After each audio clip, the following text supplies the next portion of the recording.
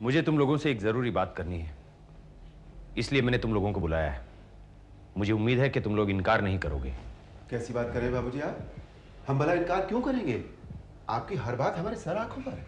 हाँ, अरुण भैया सही कह रहे हैं। आपकी हर बात हमारे लिए हुक्म है। राजेश जी तुम क्यों चुप हो? तुम क्यों कुछ नहीं कह रहे? जी भला मैं क्या कहूँ, मेरे छोटे भाइयों को आपकी बात पे कोई एतराज नहीं है, तो मुझे क्या एतराज हो सकता है? मैं बड़ा होकर क्या इनकार करूंगा आपकी बात का? लेकिन बात क्या है बताइए किसी? मुझे 10 लाख रुपए चाहिए। पर किस लिए बाबूजी? किस लिए? नहीं, मेरा मतलब कि इतने रुपयों की जरूरत अचानक क्यों आन पड़ी आपको? ये बताना जरूरी है?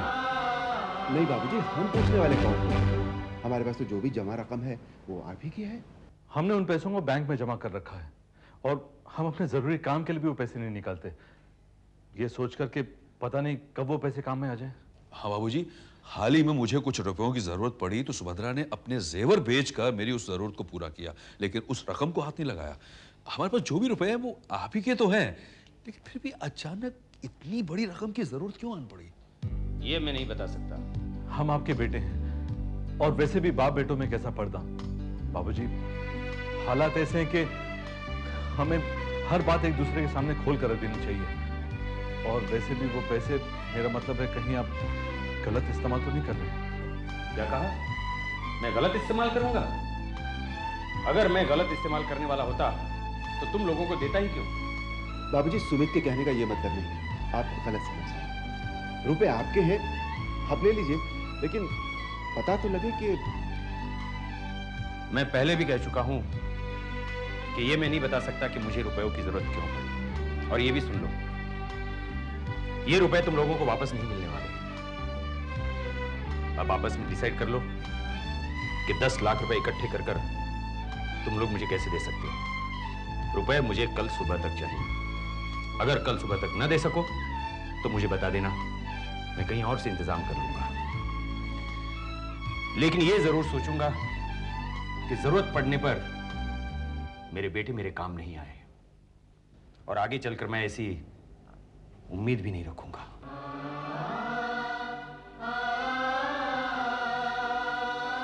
बाबूजी क्या हो गया? इतनी बड़ी रकम का बाबूजी करेंगे क्या? अरे वो कुछ भी करे, लेकिन रुपए तो हमें देने ही होंगे ना। कुछ तो करना ही पड़ेगा। सुमित, मुझे एक बात समझ में नहीं आ रही कि अचानक बाबूजी को इतने सारे रुपयों की क्यों जरूरत पड़ गई? ये तो हम भी पूछते रहे, लेकिन उन्होंने बताया नहीं।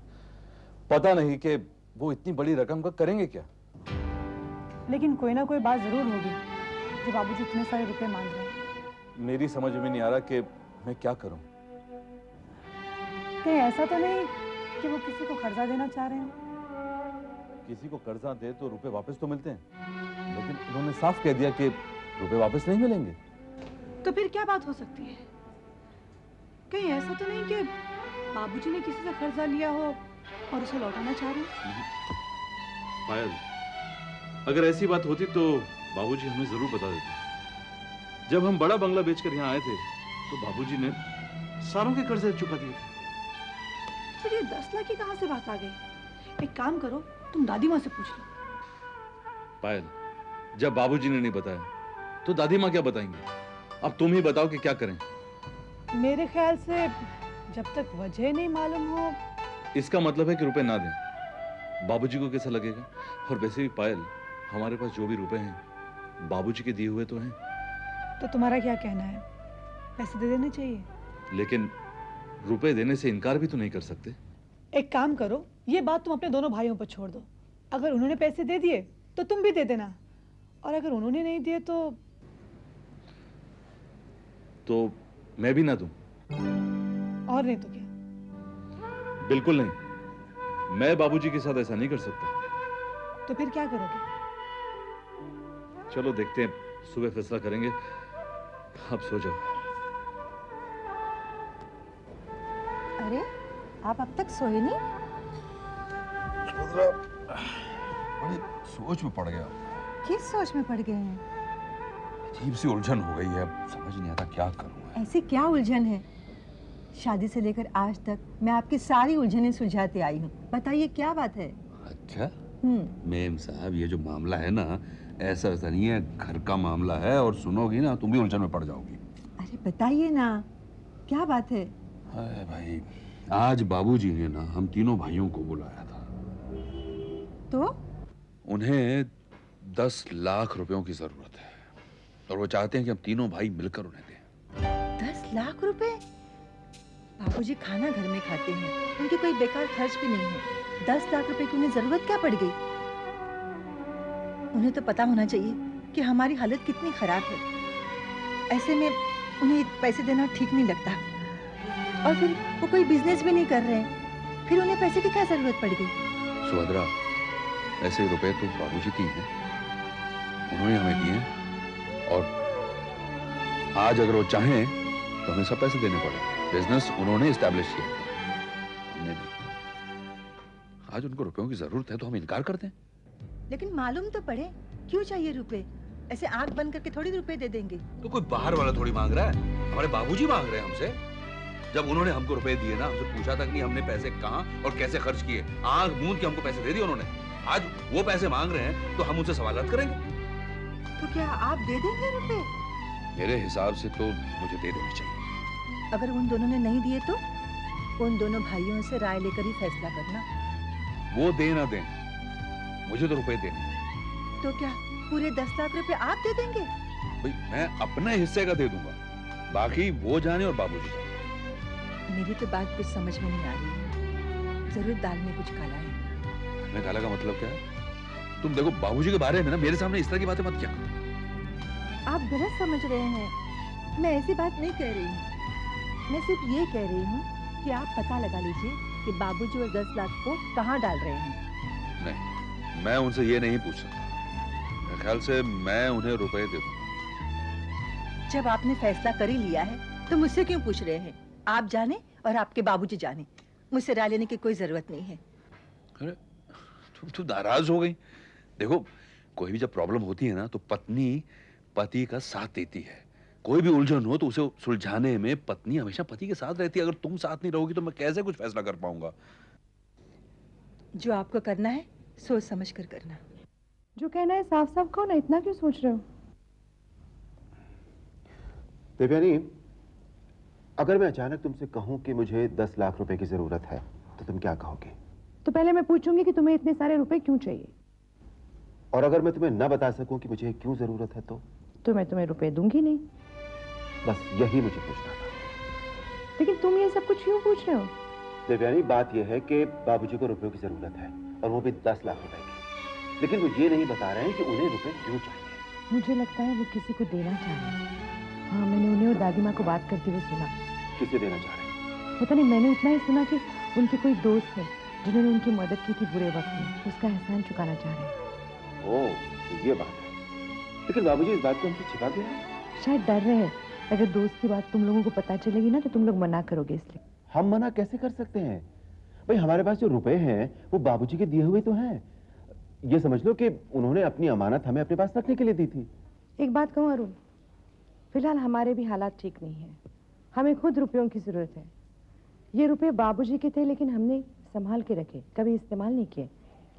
और अब जबकि उन्हें पैसों की जरूरत है तो ये पैसे हमारे काम नहीं आएंगे, यूं ही बेकार चले जाएंगे। तो तुम क्या कहती हो? अगर मैं कुछ कहूंगी ना अरुण तो तुम बुरा मान जाओगे।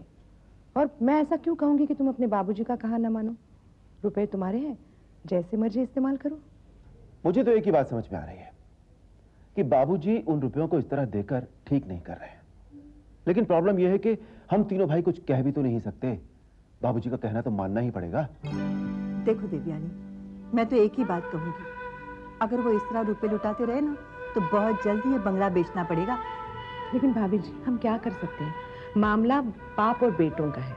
अगर हम कुछ कहने जाएंगे ना तो हम ही बुरे हो जाएंगे।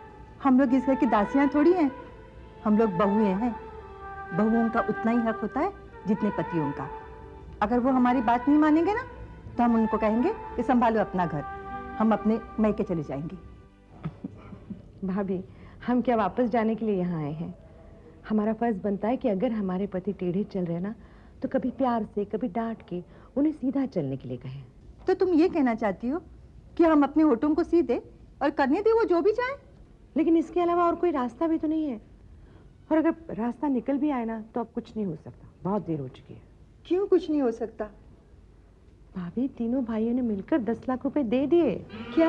हाँ दीदी, अब अफसोस करने से फायदा भी क्या है, रुपए जाने थे चले गए। इस बार चले गए ना, अगर हमने कदम नहीं उठाया ना तो बार बार चले जाएंगे और एक दिन हमको सब लोगों के सामने हाथ फैलाने पड़ेंगे। भाभी, अगर मामला सिर्फ पतियों तक सीमित होता ना तो अलग बात थी, लेकिन यहाँ बाबूजी भी तो इन्वॉल्व थे ना। हमारे पास जो कुछ भी है सभी बाबूजी का तो है। अफसोस सिर्फ इस बात का है कि पैसे उन्होंने किसी और के लिए मांगे। अगर पता होता कि बाबूजी उन रुपयों को कुएं में डालने वाले हैं तो हम उन रुपयों को किसी बिजनेस में डाल देते। जाने दीजिए ना भाभी, पैसे जाने थे चले गए। आइंदा अगर इस तरह की बात हुई ना तो हम तीनों मिलकर उस फैसले के खिलाफ एक होकर आवाज उठाएंगे। बिल्कुल, मैं तुम्हारे साथ हूँ और मुझे यकीन है पायल भी तुम्हारे साथ होगी। ऐसा ही करना चाहिए।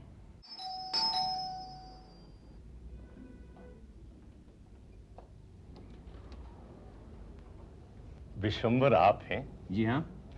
पहचाना मुझे? अच्छा अच्छा, राम जी, याद आया याद आया। आइए आइए, अंदर आइए, बहुत अरसे के बाद दिखाई दिया। काम कुछ ऐसा पड़ा था कि आपके यहाँ आना ही समझे। एक मैसेज है आपके लिए। फरमाइए। दिल्ली में आपका एक दोस्त कमलकांत रहता है। कमलकांत? खूब, बहुत अच्छा दोस्त है वो मेरा। काफी अरसे से उसके भी कोई समाचार नहीं आए। मैंने सुना है कि दिल्ली में उसने मकान बदल लिया। उसका नया नंबर भी नहीं है मेरे पास। अच्छा हुआ आप मिल गए। कैसा है कमलकांत, खैरियत तो है? कमलकांत की खबर तो ये है कि वो बहुत सख्त बीमार है। दरअसल डॉक्टरों ने जवाब दिया है, कहा है अगर बंबई जाकर इलाज कराओ तो शायद ठीक हो जाओ। इसलिए इलाज के लिए वो बंबई आ रहा है और उसने कहा है कि जब तक ठीक नहीं होता वो आपके घर रहेगा। हाँ हाँ, क्यों नहीं, इतने सारे लोग हैं यहाँ सेवा करने के लिए, और उसने भी मेरा बहुत कुछ काम किया है। और इसी वक्त पे दोस्त काम में नहीं आएगा तो कौन आएगा। लेकिन उसे हुआ क्या है? डॉक्टर कहते हैं कोई एक बीमारी हो तो बताएं, सारी बीमारियां लगी हुई हैं। कमाल है, उस बेचारे ने सारी दुनिया का भला किया और इस उम्र में आकर उसकी ऐसी हालत हो गई। उसके घर वाले? बदनसीबी ये है कि उसके बेटे बहू ने उसे निकाल दिया है और एक दोस्त के घर पड़ा है। मेरी आपसे एक गुजारिश है, वो बेचारा बहुत उम्मीद लेकर यहाँ आ रहा है। जब तक वो यहाँ रहे उसे किसी बात का एहसास मत होने दीजिए। ये भी कोई कहने की बात है? वैसे भी दोस्त बहुत मुश्किल से मिलते हैं। कब आ रहा है वो? बस परसों की गाड़ी से आ रहा है। लेकिन परमात्मा की कृपा से आपका परिवार तो भरा पूरा है और जगह कम है, तो किस तरह बंदोबस्त होगा? अरे घर छोटा हुआ तो क्या हुआ, हमारा दिल तो बड़ा है। मेरी 3 बहुएं हैं। बड़ी 2 बहुओं को बच्चों की जिम्मेदारी है, लेकिन मेरी छोटी बहू फ्री है। वो मुझे कभी इनकार नहीं करेगी। मैं सबसे ज्यादा उसे ही प्यार करता हूं। आइए आइए आइए। पायल बेटी, पायल। जी बाबूजी। बेटा, ये मेरे दोस्त हैं, राम जी। नमस्ते। इनके लिए एक अच्छी सी चाय बना लाओ और नाश्ता भी। अभी लाए। अच्छा बेटी जी। मुझे ये बताओ, तुम मुझे प्यार करती हो? कैसी बातें कर रहे हैं आप? कितना प्यार करती हो? जितना एक बेटी अपने बाप से प्यार करती है। देखा, मैंने तुम्हें कहा था ना, मुझे बाप की तरह मानती है। बेटी, अगर मैं तुम्हें एक काम सौंपूं तो तुम करोगी? आज तक किसी भी काम के लिए इनकार किया है मैंने? देख लिया। वाह, कमाल है। वाकई बहू तो ऐसी, आपने जैसा कहा उससे भी 2 कदम आगे। लेकिन बाबूजी बताइए ना, क्या काम है? मेरा एक दोस्त है, वो दिल्ली में रहता है। बहुत बीमार है बेचारा, इलाज के लिए बंबई आ रहा है। जब तक वो ठीक नहीं हो जाता हमारे घर में ही रहेगा। मैं चाहता हूं कि तुम उसकी सेवा करो, और मुझे पता है तुम इनकार नहीं करोगी। मुझे अच्छी तरह याद है नीना की मां की सेवा तुमने कितनी अच्छी तरीके से की थी, कितनी जल्दी ठीक भी हो गई थी वो। मुझे उन दोनों बहुओं से ज्यादा भरोसा तुम पर है बेटा। सुमित तो सारा दिन बाहर रहता है, तुम यहां घर में अकेली उसकी सेवा अच्छी तरह से कर सकती हो। और तुम्हें दवाइयों की जानकारी भी अच्छी है। सुभद्रा तो अपनी दवाई भी टाइम पर नहीं लेती, और देवयानी वो बीमार रहती है। मैं चाहता हूं कि तुम उनकी सेवा ठीक तरीके से करो। वो परसों आ रहा है। लेकिन बाबूजी वो... क्यों, कोई प्रॉब्लम है? नहीं, ऐसा तो कोई प्रॉब्लम नहीं है। तुम शायद उसे पहचानती भी हो। हमारे उस पुराने बड़े बंगले में भी आया था एक बार। उसका नाम है कमलकांत। कमलकांत जी? हाँ, वो 10-15 दिन रहेगा, ज्यादा से ज्यादा 1 महीना। मैं काम करता हूं, उसे तुम्हारे बेडरूम में ठहराता हूं, और तुम लोग सिमरन के बेडरूम में जाकर सो जाना। क्या है, एक बीमार आदमी के लिए बड़ा बेडरूम अच्छा रहेगा। ठीक है ना? ठीक है बाबूजी, जैसी आपकी मर्जी। देखा, मैंने कहा था ना, मेरी बहू कभी इनकार नहीं करेगी। देखना, वो जब यहाँ आएगा ना कमलकांत, बहुत खुश होगा, बहुत जल्दी ठीक हो जाएगा।